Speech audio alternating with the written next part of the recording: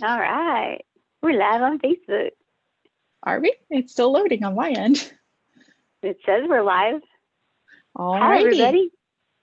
Hi, guys. Happy Monday. Hopefully everybody is not getting too hot out there. It's pretty humid in North Texas right now.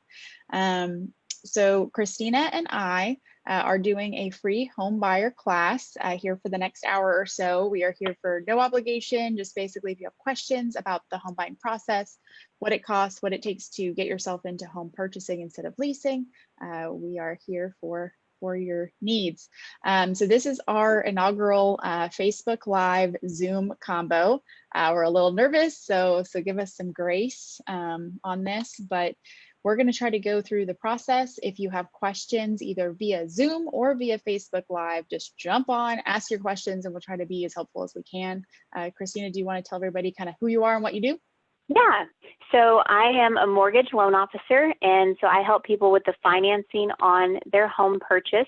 I also do refinances, but purchases are my passion. I work with home buyers to find the best options for them on their interest rate, their monthly payment, down payment, things like that. So I've been doing this for 18 years now, and I love it. I love helping people. First-time home buyers are great to work with because, you know, it's so fresh and exciting and fun. But you know, Sarah and I have both helped people that have bought their third, fourth, and fifth home, and that can be equally as exciting, especially when you've taken some equity from the previous home and put it towards the next one. That's always fun too. Yeah, absolutely. Yeah. We, matter of fact, had a closing today with clients that are relocating from out of state. And so even distance is not a factor anymore because of technology. Mm-hmm. So I am going to get things a little bit started. I'm going to share my screen here. Okay. Hopefully that works well for us. So we'll see if this actually works like it's Ooh, I know her. So I'm going to see real quick if it's working on Facebook Live, because as I said, this is our first go round. So I need to see if it's sharing the correct screen or if it's just our faces. And so I honestly, can see it here, but okay, I don't know how that works. Yeah. Oh, there it goes. Okay, so it is on Facebook Live. There's a little bit of a lag. So Okay. I'm Sarah Lyons with Century 21 Judge Fite. I've been with the brokerage for over 6 years. I'm going to talk a little bit about me, but then we're going to go straight into the actual process and what you really need to know as a home buyer. So the brokerage, Century 21 Judge Fite, has been around since the 30s in the Dallas-Fort Worth Metroplex. We have almost 1,000 realtors. That's a picture of Jim and Jan right there, who's our broker and vice president. Our company has 28 offices in the DFW Metroplex. I am focused on our Fort Worth office. I'm specializing in Tarrant, Parker County, Wise, Johnson, Denton, pretty much any West DFW properties I can assist you with. This is a little bit about me specifically. I have a full-time stay-at-home husband. That's one of the things that Christina and I have in common. Our husbands are the badasses at home, homeschooling our children. We couldn't do what we do without them helping us on the back end at the house. So with credentials, I'm very focused on the community with my involvement through the YMCA. Christina also is a very big supporter of our local YMCA. And then too, within accolades of the real estate world, I was the recipient of the 30 Under 30 Award, which is a national contest they do every year through the Association of Realtors. They basically pick the top 30 agents across the country. As you can see in that little map there, I'm the only West winner in the DFW Metroplex in 20 years. So it's great for my clients, especially my listing clients, because it's a lot of referrals. But you can see a picture there of Christina and I in the bottom with our clients, the Canos. Yeah, we both really believe in building lasting relationships with our clients. So we want to basically help you as long as you're in the area, whether that's you're not ready to buy right now and you wait a couple years. When you have a coworker, a friend, or family member that's looking to have anything to do with real estate, buy, sell, refinance, just reach out to us. We host client parties for our people and are always trying to give them value even after they work with us. Yes, and hopefully once all the restrictions lift, we can go back to having parties again. Yes, yes. Right about now is when I would be doing my drive-in movie theater night for all my past clients, normally right before 4th of July. So as I Yep. said, we're focused on relationships with our people. That's where our business grows, and that's where we enjoy working. We don't like paying for random online leads or cold calling. We Right. like to focus on our relationships. So this is kind of the meat and the potatoes of the process. So when you buy a home, you as the buyer are actually not responsible for paying realtor commissions. The seller is the one that is already pre-negotiated what commission is going to be paid. And so whether it be a new construction home, a for sale by owner, or a standard sign in the yard, my services don't cost you anything. And then the same thing with Christina. Her services, we don't get paid until you get keys, basically. So we're all in this together to find the right property. During this process, Christina will talk to you about why you need to get pre-approved, because that is very important. Yes. You want me to do that now? Yes, please. Okay. Sorry, there's a little bit of a delay. So I see your head moving. Anyway, so basically, whenever someone says pre-qualified, typically what they mean is that they verbally provided the information in order to qualify for a mortgage. Pre-approval is the next step. So that means that a lender has pulled credit, we've verified income, assets through pay stubs, W-2s, tax returns, bank statements, 401k statements. We've analyzed the credit report and we've run it through a desktop underwriting system to make sure that we meet all the guidelines and we have everything that we need. So when you go out with Sarah and you find a house and you put in an offer, the offer letter, the pre-qualification letter or pre-approval letter will state it has been verified or it has not been verified. And that's really important to a seller and a listing agent, because when they're looking at your offer versus somebody else's offer, if they say, well, this person's only pre-qualified and their information hasn't been verified by anyone, but this person's been pre-approved and everything's been verified, this is probably a more solid deal. I'm going to go with this one. Another thing that I do is I'm willing to reach out to the listing agent if Sarah gives me that instruction to do so, because that lets them know that, hey, I'm a person on the other end of the line and I'm local. And if you need something, I'm going to be here. Here's my cell phone number. So it's a lot different from, your online lenders that maybe work in a call center and are in another state and stop working at 5 p.m. and won't return your text or your phone calls. Well, you probably don't have their cell phone number, so you probably couldn't text them. But, it's one of those things that if something gets hairy, they could just stop answering the phone. What are you going to do? You're not going to come up to their work and see them. Where with us, if we've ever had a deal that something is not going perfectly, I can get on the phone with someone and talk them through it. Or we were in a closing one time and something came up and we had to pause, take care of it, and then resume. But if you were working with Joe Schmo out of Michigan, he's not going to be there at the closing table to help you work through things like that. So that's the difference that you're going to see in a team like with Sarah and I, that we're going to be there from start to finish, from the pre-qualification to the pre-approval to the initial underwriting approval to the clear to close to the closing, the funding, and then again the relationship afterwards, that you're not going to get from just anybody that throws a rate out there online. Absolutely, absolutely. And we've received text messages long after, just, hey, can you explain this escrow account? Or, hey, can you explain this homestead exemption? And we're always happy to help after the fact and help with all of those things even long afterwards. Another thing that I really think that buyers should be aware of is how the timeline works when you purchase a home. So the mortgage companies understand that you're going to have this large portion when you go to close on a house. So you actually get to skip your first month's mortgage payment. So so I bought my house with Christina in January, early January.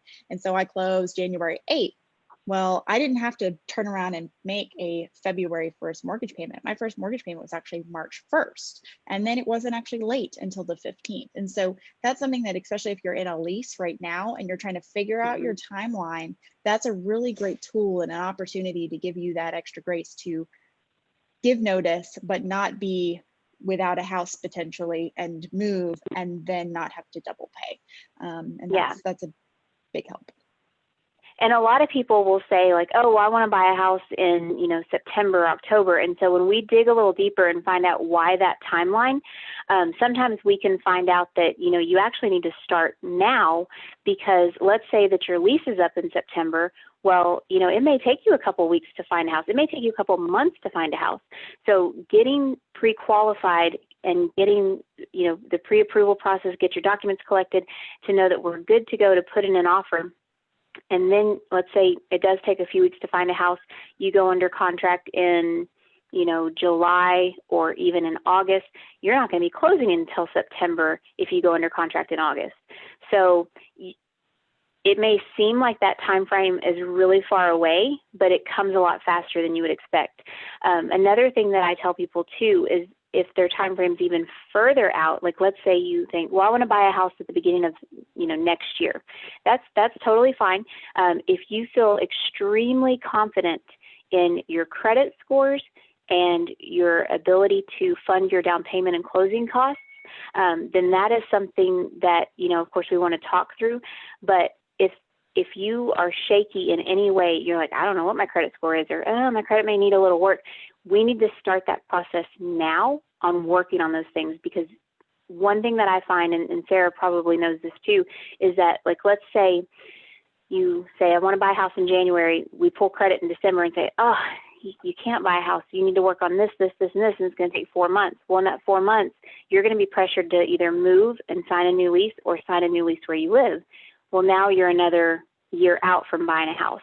So if you think in any form or fashion, I want to buy a house in the next 6 months, in the next year, you need to reach out. Let's get that conversation started and really make a timeline for you. Because we've helped some people that they weren't ready, whether it was budget, location, credit, and we set them up on a path.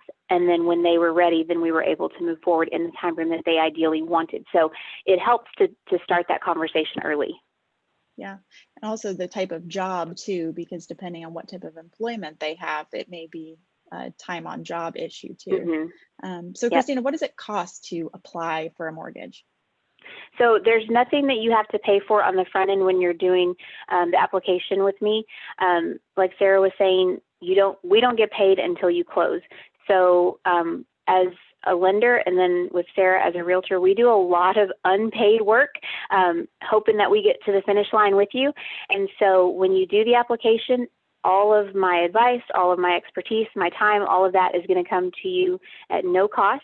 As a lender, when we go under contract and we get your loan in process, when you go to closing, you pay lender fees, which are $995 currently, and that goes to the company. And then the company pays me overall for the volume of loans that I do in a given month. So you as a buyer will never give me, the loan officer, a penny of your money directly. It's a regulation thing. So everything is going to be outlined for you on your fee sheet, your loan estimate, and your closing disclosure. Because we're so heavily regulated, we have to disclose all of those fees, whether they're lender fees or third-party items. And then we'll review those together. Today I actually had 6 scheduled phone calls, and 3 of them were to go through fee sheets line by line to explain to people where the costs come into play, who pays for what things could change, and really just help them understand how those numbers drill down. Because while I don't expect you to be a mortgage expert by the end of the transaction, I want you to feel comfortable with what we're doing and how the numbers come together. So. Absolutely, absolutely. Occasionally, a buyer will come with a lender relationship already, and so we'll work with that other lender. And it surprises me sometimes because the people don't have a really good understanding of what all of the fees mean, and that's where, because I've helped over 350 families at this point, I've seen a lot of fee sheets. I've seen a lot of these paperwork, so I can set them at ease, letting them know that as a escrow state, our documents like our deed of trust and warranty deeds and a lot of our verbiage is very standard across the state. And so it gives you some consistency and protection that the state has already set in place, as opposed to some states that are attorney states where they'll be very specific to those specific homes and they'll be different for every home. So yeah. Yeah, so on the here, I have some other things that I wanted to make sure to kind of touch on to let first-time home buyers know about. So one of the amazing things that the state of Texas has done in our state contracts, they have what's called a termination option inspection period. It is a number of days. Typically, we see 7 or 10 days that gives you as the buyer the time to inspect the home and make sure that it's the right home for you. So sometimes buyers will come into a house and they'll start, you know, checking out things, flushing toilets, messing with sinks, trying to go and look in the attic. For liability reasons, we recommend letting a licensed person do that. But so the Mm-hmm. state understands that you have the right to check it out first. So you find a home you like. You say, Sarah, what should I offer on this home? I will give you market value based on actual sold data, based on the multiple listing service. Once we have that figured out, I will write up the offer, have you electronically sign it, and we'll submit it to the seller along with the pre-approval letter from Cristina. Once we have it actually under contract, then is your opportunity to come back through during that inspection time to do your due diligence and make sure it's the right home for you. During that time, you can back out during that termination option inspection period for no reason. The seller, on the other hand, would actually have to hire an attorney in order to get out of the transaction. So the state is giving the buyer the protection there to make sure that they want to buy that home, but they aren't rushed. They've got that protection. Mm-hmm.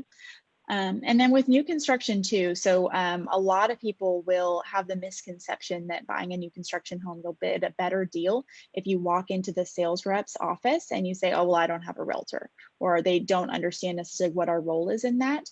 And I would be happy to, if anybody wants to comment below that's experienced that with us doing new construction, you really need an advocate there because those sales reps are representing the builder. They don't work for you. They're very nice, but they don't represent you. So my job is to know about some of those sales and some of those incentives that they are not necessarily going to offer up to you, but then also to be there during the construction process, be there during the walkthroughs, making sure that you're buying a quality home that doesn't have issues you're going to be taking over. Do you have anything to weigh in on that? Well, yeah. So one thing I was going to say about that. So I think that the reason that people have that misconception is because they think, oh, well, they're not paying the realtor, so they're just going to give me a discount.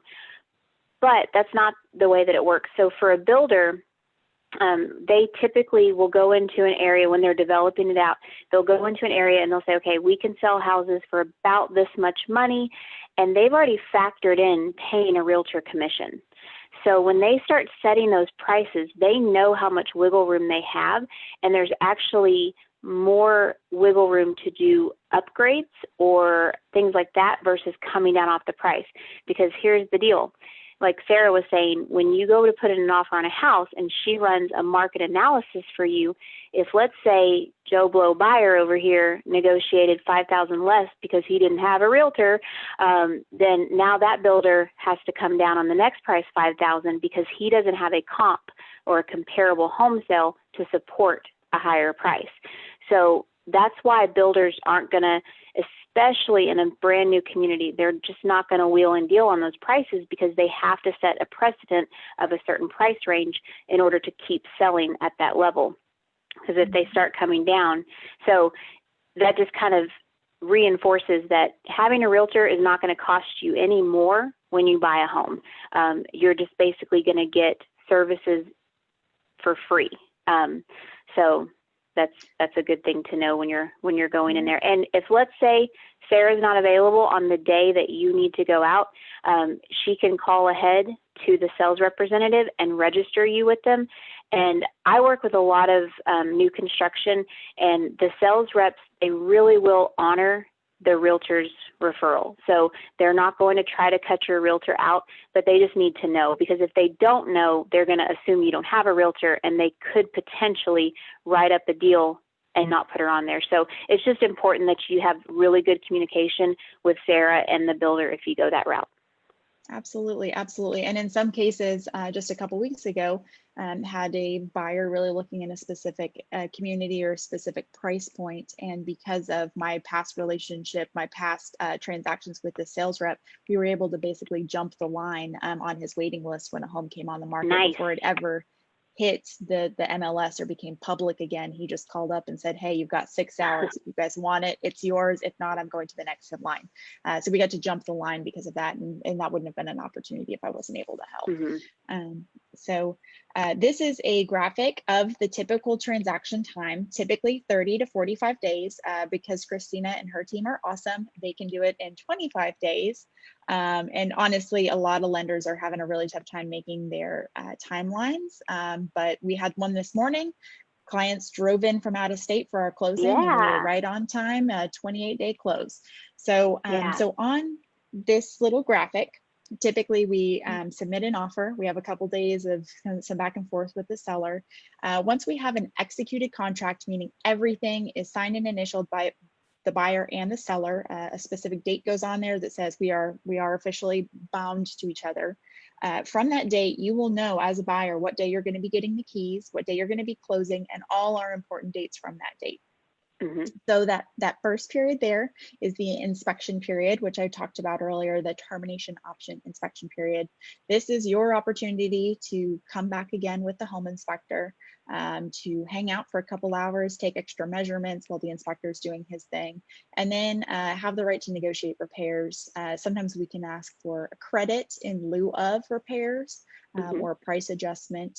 And also too, I really believe in making sure that we're making the right choice. And so if you as the buyer decide, hey, there's another home that actually I really think might be better fit for me, we can still go look at other homes during that time, because you have the right to terminate that transaction.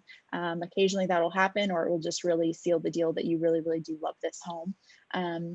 Once that inspection period is over, the appraisal is done, which is going to be protecting you and the bank to make sure that the home value is there. This is a third party that comes in and looks at the home's condition and comparable home sales conditions and gives their professional value on the home. Typically, we don't have a problem. Those come in at value, or sometimes they even come in over value. Our one this morning, it came in a couple $1,000s over the value.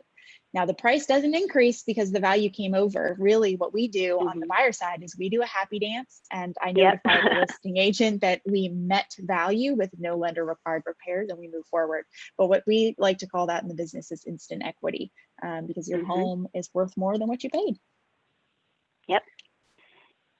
So would you like to talk any more about the appraisal process, or what y'all are doing on your end during the inspection period? So it's been kind of crazy with all this stuff with COVID. Appraisal rules literally went from like super strict to kind of relaxed to normal again. And so one thing that we've been seeing a lot of is something called a property inspection waiver. So this is pretty cool. It's only available on conventional loans. So if you're doing VA or FHA or USDA, this will not come into effect. But what happens is whenever we put the address into the system, and we won't know until you go under contract, so it's kind of you have to wait. But I prepare everyone for an appraisal. But let's say we put in an address and we run it through the system and it says no appraisal required. Some people may go, well, why not? Well, it's because that means that based on all of the comps in the area that have been submitted electronically, the system is picking up that your value is supported through online data, which is pretty cool, because typically that indicates to me that you got a good deal on the house. Because and not to say that if an appraisal is required, you're not getting a good deal on the house, but typically that's kind of an indicator that the system is okay with it. So if that's the case, it doesn't really speed things up in the process, because we still have compliance timelines that we have to follow. We have to wait our turn in line. And just to kind of put things in perspective, rates are historically low. They've been super low for a long time, and we're seeing that they're going to continue to stay low. And so what's happened is people are realizing that now is still a good time to buy. There was a little bit of fear when COVID first hit, but it was more of, should I put my house on the market? Should I go look at houses? But people were still buying. Transactions were still closing. We were just doing them differently. Well, now what we're seeing is that, as things are picking up, lenders, appraisers, title companies, insurance companies, realtors, everyone involved in the real estate transaction just has more work to do than they did before. So I always tell people, even if I get a property inspection waiver, even if you get your insurance on day one, just know that it is going to take a full 25 days because we have to wait our turn in line for someone to pick up the file and work on it. And just in this month alone, our company is going to close over 1,200 transactions in 1 month. Wow, that's a lot. And so, yeah, and then you take all of DFW. I mean, I think this time last year, there was like 10,000 transactions closing in a month. I'll have to look at what the data is now, but I would imagine that we're probably close to 15,000 transactions in DFW. Yeah. If I had to, look. But I mean, it's a great time. And, so people always ask us, both Sarah and I, is now a good time to buy? Is now a good time to sell? And one thing, so I can't advise you on selling because I don't do that part. I only do the helping with the buy. But what I can tell you is it's a good time when you can afford it and when you understand the responsibility of homeownership. And there may be more in this PowerPoint that kind of gets to that. But the reason I say that, and Sarah and I've had this conversation several times over the past few years, is we can get pretty much anyone into a home, but we truly want you to maintain homeownership. It's not about earning a commission and us moving on down the road. It is about making sure that you are set up financially to take care of that home, to make those payments, and to feel confident in that decision. And if you basically scrimped and saved and barely skated by to get into that house, and then your dishwasher goes out, you may have a home warranty that will cover it, but if something's not covered, if an expense comes up and you have to decide, make my house payment or pay this other bill, then Sarah and I did not do you a very good service there. So, and that's the piece that I'll talk to you more about as we move through the process. We want to make sure that we buy within our budget, that we have the money for closing. And there are lots of creative ways that we can come up with money for closing. We can take from a 401k. We can get a gift. We can save our money. We can use a tax refund. So there's a lot of different things out there. There are a couple of programs that are zero down, like a USDA for rural areas, but there are income restrictions and credit score requirements. And then there's VA loans for people who have served or are serving in the military. It's a great loan product. And so there's just a lot of options, but the first thing is calling one of us to get that conversation started so that we can see what are your specific options, what is your budget, and then we can start drilling down those numbers. Absolutely. Yeah, it's not about what you qualify for, it's what payment you feel comfortable with, because that's what people live in is the mortgage payment, not the sales price. And so in some cases, if we're looking in different regions where they're going to have different tax rate implications, it can change what sales price you're looking at, especially when we have our out-of-state clients that are relocating here. Florida is known for having significantly lower property taxes than us, whereas California is the opposite. And so the cost of living and then the implications on your mortgage payment can be very different based on region. Yeah, so great. There's so much we could talk about just about the loan products and the payments and how they're made up. And there's just so much. And if people have questions, please comment in the chat or comment on Facebook Live so we can kind of try to answer any of these questions or just private messages later on. But so during this, so we have our home inspection, which you typically come back and see the home a second time. During that time, we negotiate repairs. Then the appraiser comes without us. The appraiser just comes in and does their evaluation. Then typically we see the home for a third time right before closing. So for example, for our closing this morning, we did our walkthrough yesterday, made sure that the home was still standing, that the seller had moved out as they were supposed to, made sure that the repairs, put our eyeballs on the repairs that we'd already received invoices for. Just make sure that everything is good to go before you go and you actually close. Then we went to the closing this morning. They had already wired their funds for their down payment and closing costs, signed, and then they were able to receive the keys a couple hours later. So now they're officially homeowners. And so that's kind of how the flow works. So if you were in a rental and needed to give notice, we would typically recommend that you would give your like 30-day notice right after the inspection period if Christina's feeling really strong about your financing, or even potentially closer to the end, because keep in mind, you get to skip that first month's mortgage payment. So even if you give notice during this timeline, you shouldn't have to pay your rent and your mortgage in the same month, which is really good. And We've one had some thing, people jump the gun on that, and then you yes. feel pressured to purchase that home, which is not a good situation. And another thing too, so people always ask me, well, what could go wrong? And I'm like, oh my goodness, it's everything. if I could make a list, number one. So typically what I tell them is the biggest things that people do is they sabotage themselves.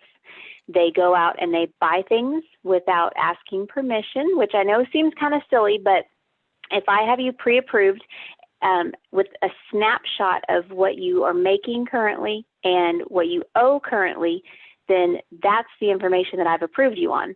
So if you go out and take out some debt, like buy a new car, buy a boat, buy some furniture, and even if they say no payments for 12 months, yeah, that, while it may not destroy the deal, it could cause delays. And we've experienced sometimes where sellers don't want to budge, and they will dig in their heels and say, I'm not extending the contract. And it's like, oh. So there's a common thing that I've said for 18 years, where I'll just say, don't quit your job, don't take out any new debts, and don't spend your money. And some people really take that to heart, and they'll call me even if they have a $250 expense come up. They'll say, Cristina, can I spend this money? And, case by case, if they have enough money in their account for closing and $250 isn't going to hurt them, then yes, by all means. And you still live your life. You still pay your rent. You still pay your car payment. It's not like I'm saying put everything on pause, because obviously that would be detrimental too. But just don't buy things that you don't need just yet. Don't buy that furniture to furnish the house that you don't own yet, because there are so many things out of our control. And probably about 97% of the time, so more than 9 times out of 10, people get from start to finish without any issues. So that's a really good percentage of people that get there. That 3% that falls out is typically because of something that we couldn't have predicted. I have a person who was, I'm going to help them with their purchase. They're selling their old home. They literally went under contract, celebrated in the backyard with one of those little fire pits. Their house caught on fire. So think about the buyers of their house and those emotions that they had. They had literally just gotten their offer accepted, and the house they fell in love with caught on fire that night. I mean, those are things that I could never predict. Sarah could never predict. And we're not saying like be doom and gloom, but be realistic, be prepared, hope for the best, but plan for the worst. So I typically will tell people, after we have your appraisal and after we have your initial underwriting approval, meaning that you've gone to the end-all be-all person who gets to approve our loan, which is the underwriter, then after we have that, then put in your notice. Because again, you're going to have that overlap, but I find that it's much better to technically have a house and a rental when you're transitioning versus I have to be out today and I'm moving today. That's a very stressful position to be in as a buyer. And if you can save yourself that stress, then definitely do that. And I know we're covering so many different topics and situations, but that's kind of what we do. We talk a lot, me more than Sarah. But it's our job. It is our job. These are our money makers, people. So basically, as you get into the thick of it, we're going to specifically tell you, don't do this, or yes, do this. And you just have to trust. You have to know that we have your best interest at heart, and we would never put you in a position to where you're going to be homeless or you're going to be out money that you didn't need to be out. But it does cost money. So we want that to be clear too, that it's, all Perfect these advertisements segue. that you see. Yes. Oh, yes. I didn't even realize that. So yeah, let's do this part. Okay. I love it. So we talked about how our services really don't cost anything on the front end. We don't get paid until you get keys. That's how the process works. However, there are certain obligations you have when you do go under contract with a seller. So when you submit your offer, part of the offer is providing earnest money and option money. So that termination option inspection period, in order for it to be enforceable per the contract, we have to give monetary consideration. And typically this is about $100, $150. The earnest money is typically 1%. So both of those things, so if you're buying a $200,000 house, then we would use $2,000 for your earnest money and then $100 for your option money. Between that 2,000 and that 100, both of them will be deposited in the first 3 days of our contract. And both of those will be credited back to your closing costs and your down payment. So you now have $2,100 already towards that expense for closing. It's a credit on the closing disclosure. You typically will have a credit check fee. And then when you get into the inspection, you're paying an inspector for a service. So you're paying that directly to the home inspector. Typically that can be, credit card, cash check. And then same with the appraisal. The appraisal is going to be a credit card that's going to be paid to the lender for going ahead and scheduling that third party. But with any property, I really recommend just texting Christina and saying, hey, can you give me a cash to close? Can you give me an estimate of payment and out of pocket for this specific home? Because the taxes and the insurance will change from property to property. And so that can make a big difference on your bottom line. Yes. And I'm happy to do that too, because if you're looking in one area versus another, and I mean, there are some areas that we work in that the tax rates are 1.6, and then there are others that they're over 3. And so, I mean, that difference right there, your property taxes could literally double. And then I'm really, really good at estimating homeowners insurance. Like, it's almost become like a game to where I can figure out based on, now, once you find a house, like on the front end, if I don't know a house, I'm not going to put money on it, but I'm still pretty good. So based on the price of the house, the age of the home, and your credit, I can get within $100 or $200 of what your annual premium is going to be, just because I've seen so many come through that I kind of have an idea. Now, if you have claims or something like that, and the insurance company comes back and says, oh, this premium is going to be a lot higher because they had some claims, obviously I wouldn't know that kind of information about you. But we can really drill down those numbers once you find a house. Because like I said, I can pull up the property taxes, I can estimate your insurance, and then we can even play with down payment. So especially if you're selling a home, or if you have a lump sum of money and you want to try to look at getting into a certain price range of house, but maybe you don't want as big of a payment as that's going to be, we can look at, okay, well, what if we put a little more money down? How would that affect our payment? So mortgages are not a one-size-fits-all by any means. Everybody's loan is different. And so that brings me to a very good point. You can't compare your loan to your neighbor's loan or your mom's loan, because they are all so different. Interest rates are based on credit scores, loan amounts, down payments, whether you escrow, if you do a 30-year or a shorter term loan. There are so many different variables there.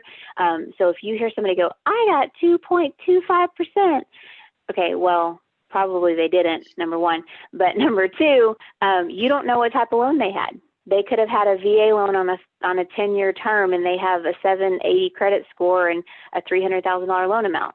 Well, if you're buying a $200,000 home, you have a 670 credit score, and you're doing a conventional loan, your rate's not going to be 2.25% on a 30-year fixed. So those are definitely conversations that we would have, and I would explain the why behind the rate that you qualify for. And if I would always just advise you, just don't tell people what your interest rate is. It's none of their business. It's kind of like telling people how much you make. Like, you don't go around saying, I make. Yeah, that too. And yeah, like, you don't go around telling people I weigh this much, or I make this much, or I'm this old. I do tell people how old I am, but yeah, I mean, it's just like, they don't need to know. And honestly, most people don't even really know their interest rate. Like, once they get past the initial excitement of buying a house, they're like, I don't know, it's 3 something. I don't know. So anyway, all that being said, that was a little bit of a tangent. Sorry. Yeah, I bought my house in January, and I honestly didn't remember what my interest rate was even 6 weeks afterwards. I had to double check. Yeah. And then that's also another thing that changes your interest rate is the time. I mean, it changes on a daily basis what interest rates are Mhm. offered at. And so Yep. it's like timing the stock market. It's not a Yes. hard science. You can't just say, oh, this is the time. And So that's a great point that you just brought up about the stock market, because interest rates are actually tied to stocks and bonds. Most people think that they're tied to the prime rate or the federal funds rate. So every time the Fed convenes and they say, oh, we're going to lower rates or we're going to keep rates the same, my phone blows up and everybody's like, oh, I heard rates went down. I'm like, well, hold your horses. Your credit card rate went down. Your car note, you could get that a little cheaper, but it doesn't actually directly impact mortgage interest rates. Now, it has an indirect impact because it shakes up the stock market. So then we see the trickle. But yeah, a lot of people get really confused about that. So one thing I tell people, if you have investments, like you have a 401k or something like that, if your stocks start to drop, probably means the rates are going down. So when your stocks are doing well, interest rates are going to be going up. So it's like when you're buying a house, you kind of hope that stocks will do poorly just for a smidge of time. unless that's And where then, your down payment's coming from. yeah, that's true. Yeah. Darn. Well, let's talk about that. That's funny. Yeah. So with this whole process, I find a lot of people have a lot of misinformation. They listen to their parents or how they experience this process, and oh, it's easy. You just tell them some stuff, and they give you a loan. That was definitely pre-recession. The regulations Mhm. have definitely tightened up. Everything needs to be verified. If you have any kind of questionable employment stuff or tax returns or W-2s or independent contractor stuff, that is Yeah. definitely something that you need to get with Christina about ASAP before you really set the not renewing your lease stuff in motion, because it will take some extra love.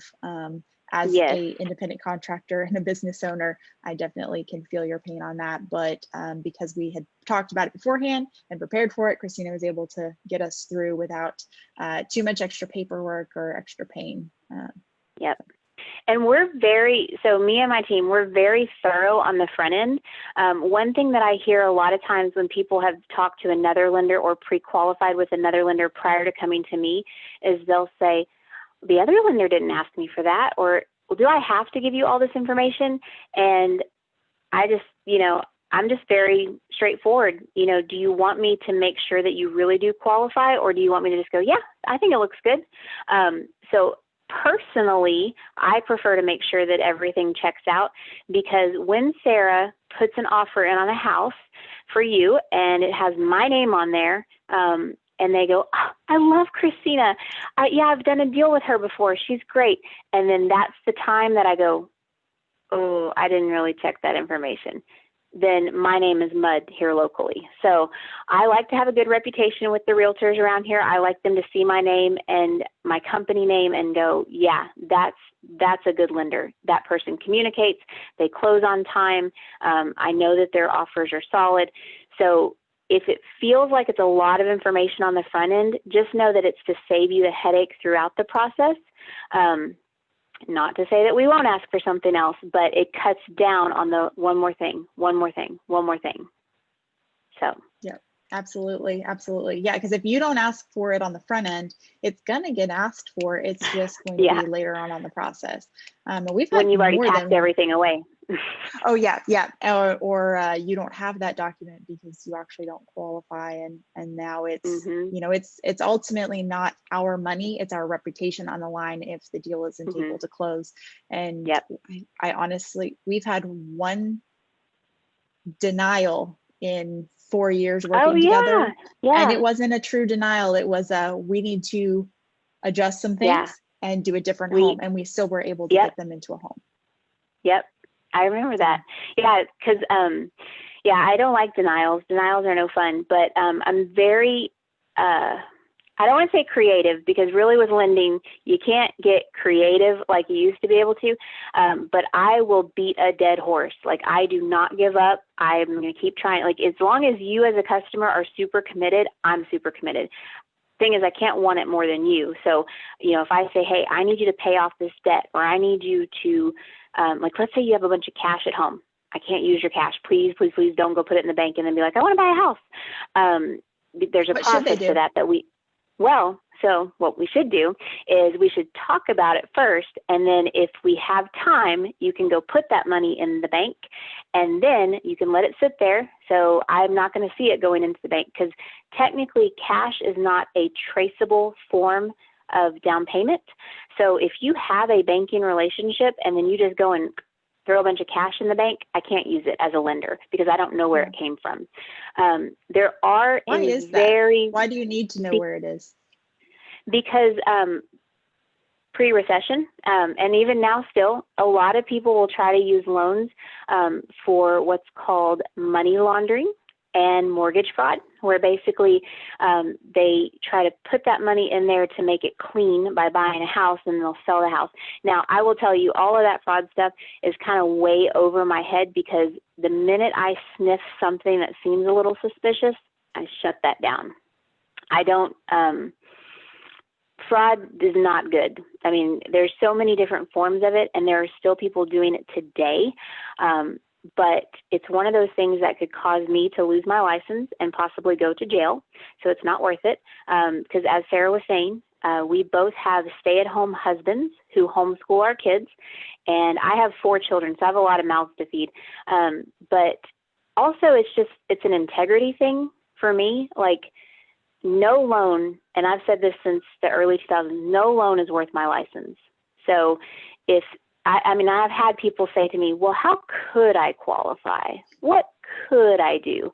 I can't tell you that. Like, if you don't, and okay, so let me back up and say, that's more when people are trying to file their income tax and they want me to tell them how much money they need to put on there.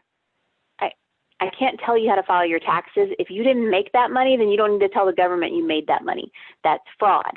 But I could tell you, maybe don't write off so much, because if your income is where you need it to be, but you write everything off so you make zero, I can't give you a loan, because you're telling the government you don't make any money. So there are ways that we can help people without committing loan fraud. And you had mentioned earlier that parents will sometimes say, oh, I just tell the banker and I just shake his hand and he just gives me the money. So back in the early 2000s, we had loans that were called stated income, stated assets.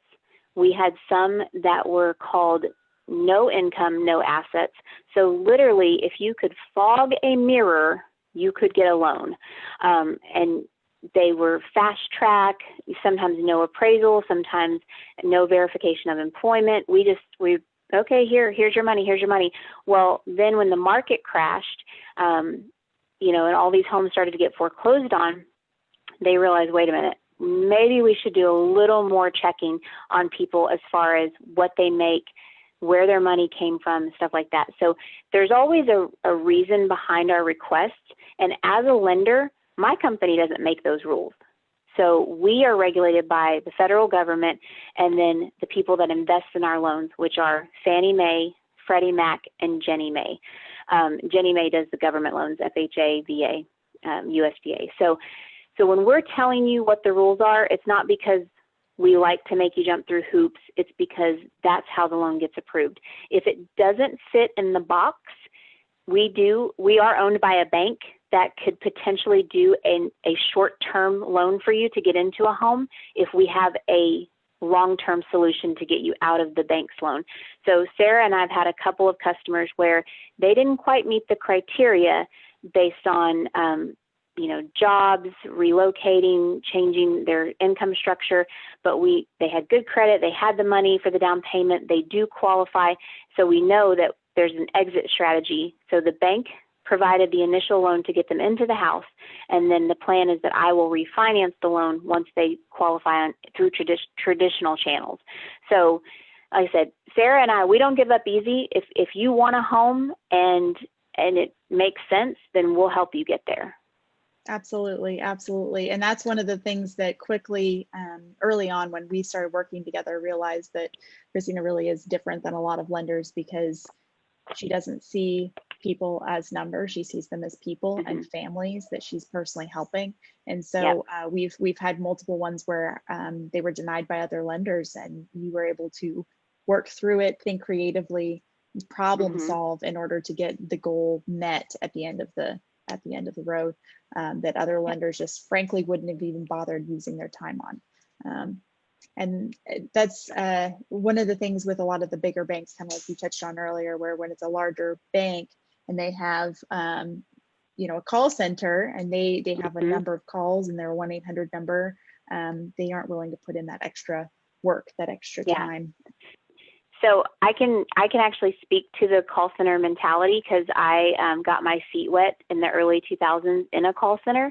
I worked for Countrywide Home Loans, and it was a great training ground. Honestly, I actually wore a headset similar to this, which I love, very nostalgic. And so, but one of the reasons I liked it as a loan officer is I could hear all the other conversations. And so I picked up on things and guidelines and just learned. And we were lending nationwide. We were doing all kinds of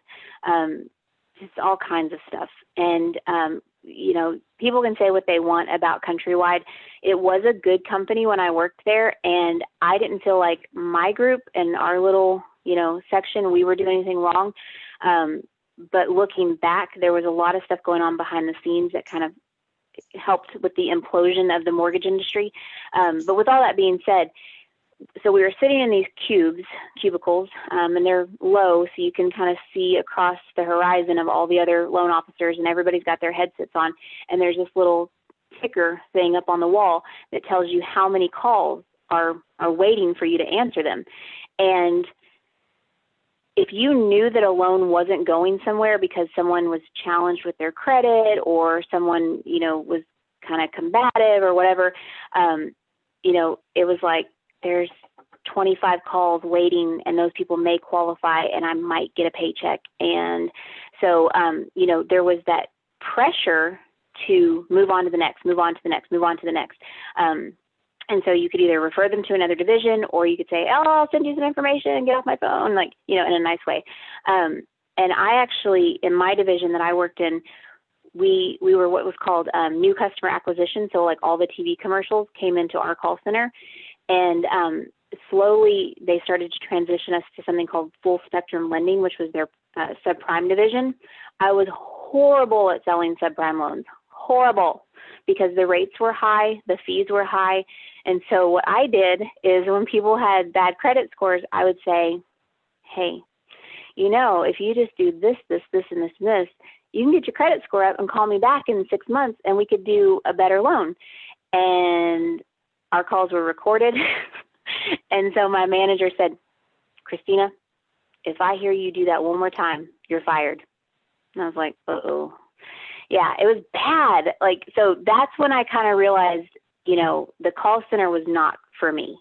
I needed more of a personalized relationship with my customers because I didn't get paid on their rate. So it didn't matter financially to me. I still don't get paid on rate. So I don't care if you get 2.25% or if you get 5% as far as my pay goes, but my conscience wants me to make sure that you get the best rate that you qualify for. And this is another thing. Sarah and I have had this conversation. A lot of advertised rates and rates that some lenders, like if you call up and you say, hey, what's your rate? And they'll say, it's 2.25%. And you're like, awesome. I'll call you back when I'm ready. Okay. Number one, no one can honestly just quote you a rate like that. If you ever ask me a rate, I'm going to say it's, depending on your credit, it's going to be in the threes. The threes can range a whole point, 3.875. They can range all that way, and they go in eighth of a point increments. But I typically quote my rates with no points, so not trying to buy the rate down. And that's one thing that I really try to educate customers on is where is a good point on your rate and your pricing, and what are your goals? So I know I keep going around and around, but it's basically what I'm trying to say is that at the end of the day, we're going to make sure that you get into the home that you want, into the payment that you want, into the rate that you want. So none of this is going to be like, okay, we're not order takers. I mean, you're not going to just come to us and we go, okay, well, here's your loan, here's your house, and peace out, we're gone. It's going to be really digging deep, finding out what your needs are. Like when you tell Sarah, hey, I want to be, in Keller. Well, why do you want to be in Keller? Well, I want Northwest ISD. Okay, well, Northwest ISD is huge. Is it a specific school in the Northwest ISD, or you just want to be in that school district? And those are things specifically that she drills down on, and then I drill down on the financial part. And so together we dominate. Synergy. Yeah. I'm trying to think if there's any other major things that we need to touch on. And if anybody has any suggestions or wants us to talk about anything, leave it in the comments. As I said before, send us a private message. We try to be as accessible as possible. I had a client texting me yesterday just to confirm on some of her things about her escrow account and wanting to reiterate before she makes her first mortgage payment. So we try really, really hard to be accessible for our clients because we are dedicated to them. This is our bread and butter, and referrals are what makes our world go round. The majority of both of our businesses repeat or referral. So if you're watching this, then that probably means you already know, like, and trust us. If you have a friend, a family member, a coworker, anybody that has a question about the loan process or refinancing or about the real estate process, buying or selling, the best way you can do it is either do a group text or a group email with that person. That way we get their information, they get ours, and we'll take care of the rest. So many times people say, oh, I give your number all the time. But if that person then doesn't reach out to me, I can't help them. I can't do my service. So just do a group text, group email, and we'll take care of it. And I will say to that point, when people are saying, oh, I gave out your information, it's so much easier when you do, like Sarah said, do a group text or get permission to share that contact information, because if you've had a great experience with us, one of us or both of us together, then you know how good it is. People don't know how bad it is until they have a bad transaction. And Sarah can tell you from a realtor standpoint when she's dealt with a bad lender, and I can tell you from a lender standpoint when I've dealt with a bad realtor. And it just makes me much more appreciative of the deals that I get to work with Sarah, because I'm like, oh, thank goodness. She knows how to negotiate. She knows how to put together a contract. She knows how to handle listing agents. I mean, it just runs so smoothly when we can work together, and we don't have a lot of issues. I mean, she and I have both kind of learned, how to tell people nicely but firmly, like, how things are going to go when we're dealing with other parties, to make sure that our clients are taken care of. But it just works so much better when we can help people through the process together. So it truly does. Yeah. Because we understand the process, we have mastery of our craft. And so you don't need to worry about being our guinea pig. I've assisted agents on the other side where they are the new agent, and I can help take the lead and guide them through it, but you don't know what you don't know till you don't know it. And it makes a huge difference having a team that has a track record of success. Real quick before we finish off, I realized I talked about myself and about like my credentials, but we didn't talk about your credentials, and you have your own awesome set of credentials. So go. Okay. Well, oh my goodness. So like I said, I've been doing this for 18 years. I will say last year I was honored with the top 1% of mortgage originators in the nation. So that was, Thank you. That was pretty awesome. And year to date, I've already closed over 120 transactions, which several years ago, that would have been a great year. That would have been a record-breaking year. And so, the thing is, everyone in this industry had to start somewhere. And I'm so glad that I did it, when I was really young, because I still feel young, but the fact that I can have so much knowledge because of all of the transactions that I've seen, just makes me that much better of a loan officer for my customers, that I can kind of roll with things a little faster than I used to. I don't have to go look up every guideline. I have a team behind me. I have a dedicated loan officer assistant who is a licensed loan officer, and she's on vacation this week, and so I'm sad because I miss her. And she makes my life so much easier. But as we've grown our business, we've also added a marketing assistant who we're training up to be a traditional loan officer assistant as well, because we want to make sure that customers are always taken care of, regardless of who gets to do the interaction at any given point of the transaction. But one of the great things about the way that we have it set up is I am the face. I get to talk to everyone. I get to explain, the costs and the breakdown and the, savings and the goals and stuff like that. But then I have people behind the scenes that are making sure that those wheels are still turning while I'm talking all day long. So they're reviewing documents, they're uploading things, they're, getting us through that process so that I'm available to the customers to answer any questions and things like that. And so yeah, I mean, I'm sure that over the years I've earned certain titles and things like that. But each company calls them something different, so I don't really keep track of them. But I've won like president's clubs and chairman's club and things like that. But really, I don't know that anyone cares what that means, or because every company, like I said, does it a little different. But the top 1% for the nation, that was pretty cool. Like, Yeah. I'm really honored. I got myself a little plaque and everything, fancy. Yeah. And you lead a women's lender group and, Oh yeah. So yeah, the mortgage moms. So a lady up in Maine actually started like a nationwide group for the mortgage. We call ourselves the mortgage moms. And we have a Facebook group that we can share information, ask questions, exchange deals, things like that.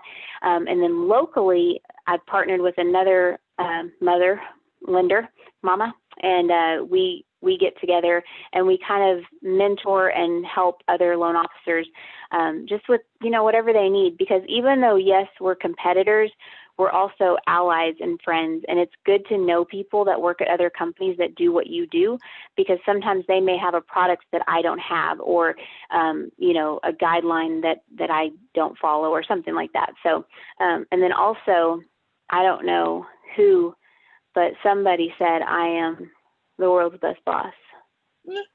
Who was that? Was it Janice? Janice. Yeah. So if only everyone could have a Janice. I know, right? Yeah. So, well, I guess we've been talking for an hour, which really doesn't surprise me because we like to talk a lot. We do. And there's so much more on this topic that we can talk about, specifically down payment amounts and closing cost amounts, more about the different loan types, what goes into everything. But we really wanted to just kind of hit a general overview of the timeline, some of the upfront costs that you should expect when you actually go under contract on a home, what your rights are as a buyer, and then just kind of introducing ourselves and putting ourselves out there. In the COVID world that we're now living in, both of us are still doing our jobs, working through this. I was in full face mask this morning for our closing, same with for showings. But technology is an amazing tool. I've been using Zoom and using WhatsApp to be able to do virtual tours of homes. Literally on this coming Monday, we have clients that have never seen the house they're buying. They're flying in to see their home for the first time and then close on that house the same day because of technology, which is amazing. And they're a great example of, he's an out-of-state realtor who saw Christina's exemplary reviews and decided to work with her without even being here because her reviews stood out against the pack. And then because of our relationship, she was able to connect him with me. And so that way we can help make their goals of becoming homeowners in Texas a reality. Yep. So, yeah, it's great. It's a good life. It's we're hardworking moms. I've already had one of my kids come into my workspace and look at me, and I kind of shoo and he went away. So I probably need to make dinner because that's probably what he wanted. My husband made me dinner, and I'm going to eat it now. Okay, it's probably cold. Um, so anywho, I've been watching the Facebook Live just a little bit. I've seen people on and off and a couple comments, and I appreciate y'all's support. Oh, good. Uh, yeah, so once again, I am Sarah Lyons with Century 21 Judge Fite, and you And I'm are? Cristina Calk. I'm Cristina Calk with First United Mortgage Group. And yeah, we're here to help you when you're ready. Yeah, absolutely. Our contact information is below, and we look forward to helping you guys become homeowners. Bye, Sarah. Bye.